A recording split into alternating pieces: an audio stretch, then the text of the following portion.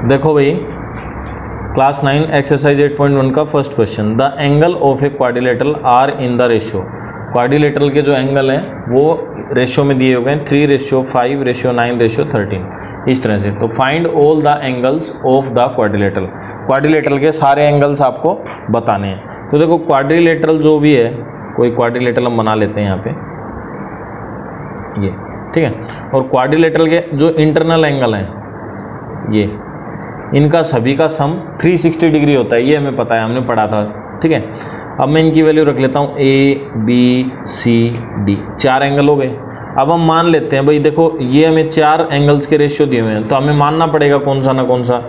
हम मान लेते हैं कि भाई लेट एंगल A मान लेते हैं, A को 3 के रेशियो में मान लेते हैं। तो एक कॉमन फैक्टर जो कट गया होगा, तो A की वैल्यू 3x हो गई। फिर इसी तरीके से B की मान लेते हैं, तो B की इससे आगे वाली हो गई 5x हो गई। फिर C की मान लेते हैं, C की क्या हो गई 9x हो गई। और फिर D की मान लेते हैं, D की क्या हो गई 13x हो गई।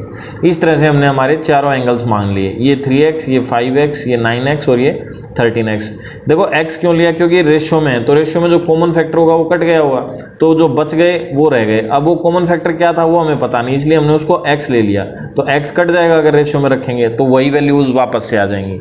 अब हमने ये 4 एंगल ले लिए, इन चारों का सम किसके इक्वल होगा 360 डिग्री के। क्यों? क्योंकि क्वाड्रिलेटरल के इंटरनल एंगल का सम कितना होता है 360 डिग्री। तो मैं इनको लिख देता हूँ, 3x plus 5x plus 9x plus 13x और इक्वल टू कितना हो गया 360 डिग्री।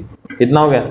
अब इनको मैं ऐड कर देता हूँ, 8 दूनी 16, 17, 17 और 13 30, यानी 30x हो गया। और इधर हो गया 360 डिग्री, ठीक है। अब 30 को उधर ले जाता हूँ, x को इधर ही रखा मैंने, 360 डिवाइड बाई 30, 0 से 0 कट गया, 3 1 जा 3, 3 2 जा 6, तो x की वैल्यू क्या आ गई 12। वो कॉमन फैक्टर क्या था हमारा 12 था वो, ठीक है, जो कट गया।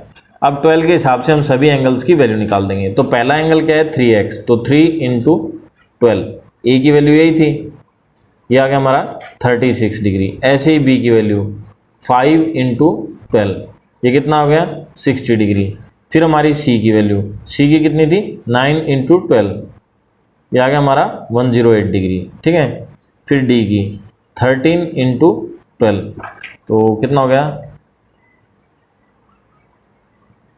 156 डिग्री। अब इन सभी को ऐड करके देखो, अगर 360 आ रहा है तो ठीक है, नहीं तो हमने गलत किया है।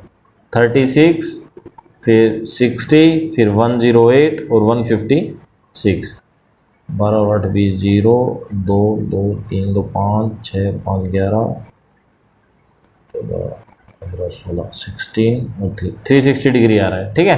तो इसका मतलब हमने सही किया है। ये हमारा फर्स्ट क्वेश्चन था। अब